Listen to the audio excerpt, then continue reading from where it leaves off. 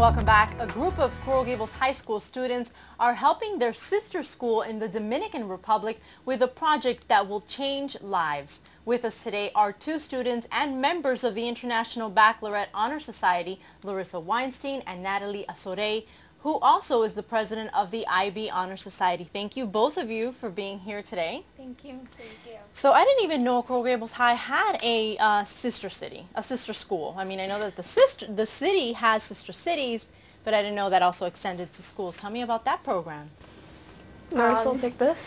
We have a sister school that we've been working with in the Dominican Republic, and we started out with schools in Honduras about 2 years ago, and we then moved on to this school in the Dominican Republic in the Blanco province, and we've been sending them supplies, and then we have our main fundraiser event each year, Bridge for Peace, and this year the money that we raised from that went to help them finish their construction of their school buildings. So were you able to pick the school, or this organization was able to pick it for you? How does that work? Well, LIFO, which is this organization we've been working with in the DR, paired us up with this school because they were in need.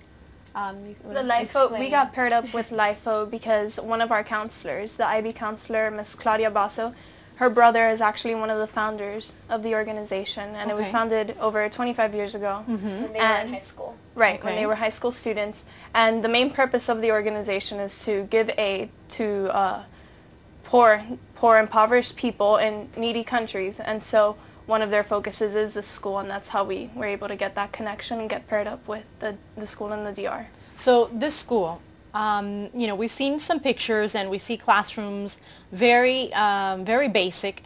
And then we're also seeing pictures where there's construction that's going on.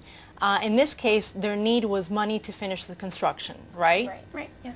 Okay, so what's going on there, and why was this construction needed? I heard that there's many children that want to go to school, but just there's no room for them.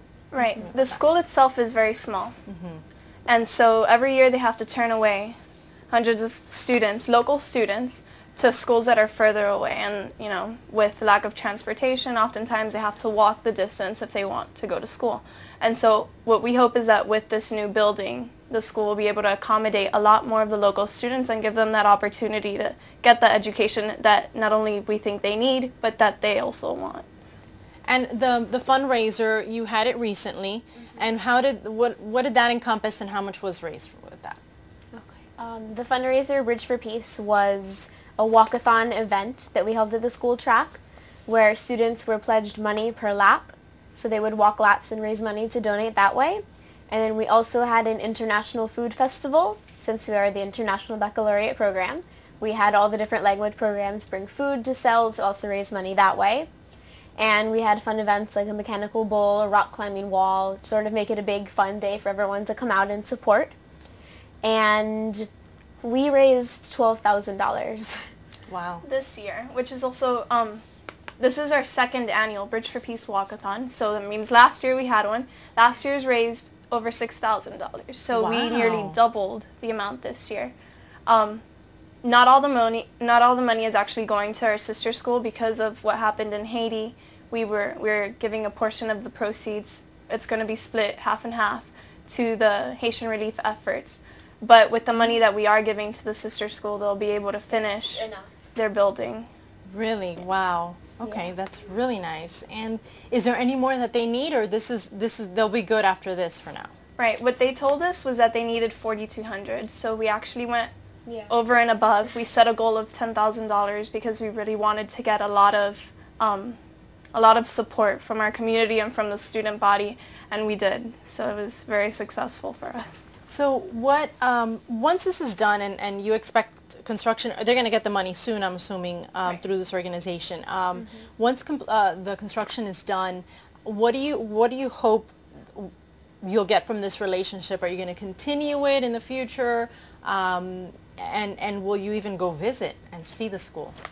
Right. Although we're looking to move on to another school next year, we do hope, you know, to have that lasting impact on the school. We are having this new building built for them, and hopefully they'll remember Gables, you know, forever, because we're having a plaque actually on the building. Dedicating the building. Yeah, and then through our IB coordinator, Miss Cuesta, she has 2 spots that are being held for us through the LIFO organization for a sort of mission trip. Okay. And it's going to be for myself and the vice president of the club, Felipe Becerra, and we're going to be hopefully visiting the school this summer, where we'll be able to see like the fruit of our work. Yes, so it should be done by that time, you think? Yeah, hopefully construction either done or they'll be continuing Construction is very quick there. They were just waiting for the money. Okay.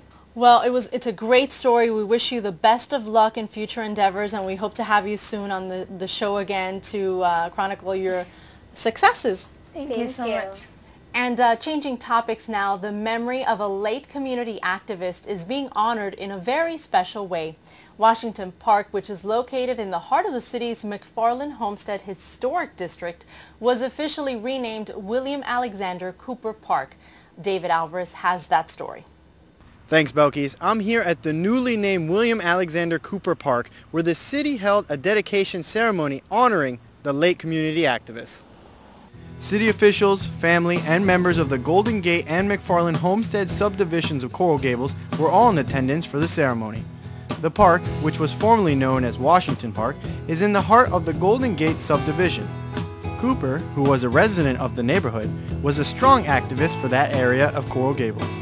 I knew it would be nice. I knew it would be beautiful. And if the rain didn't come, it was going to really be a nice day.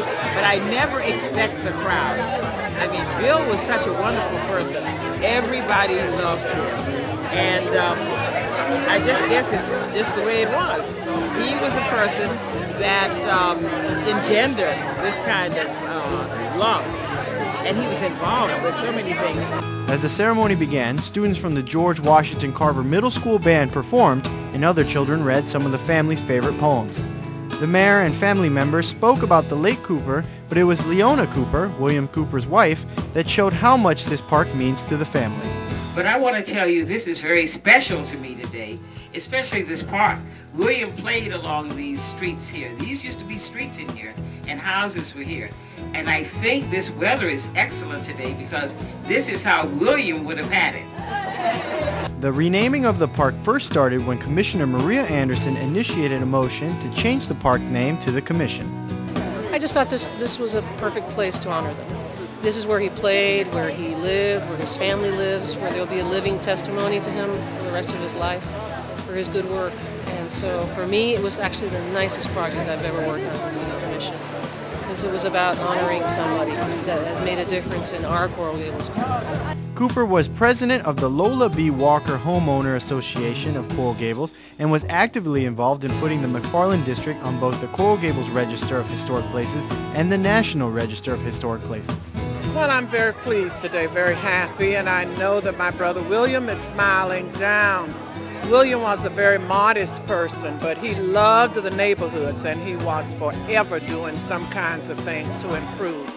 And with us having been born and raised in this neighborhood, I know this is a happy day for him. It certainly is for me. Now, if you would like to visit the newly named park, it is located at 4920 Washington Drive. For Coral Gables Now, David Alvarez. Back to you, Belkys. And we're going to take a quick break right now, but when we return, if you didn't mail back your census forms, you're going to be getting a knock at the door. We'll explain in City News. Coming up on Coral Gables Now, learn the love story that inspired one of the most recognized parts of the University of Miami. Plus, the Coral Gables Museum will open its doors this year. We'll show you what the original use of the building was when we return.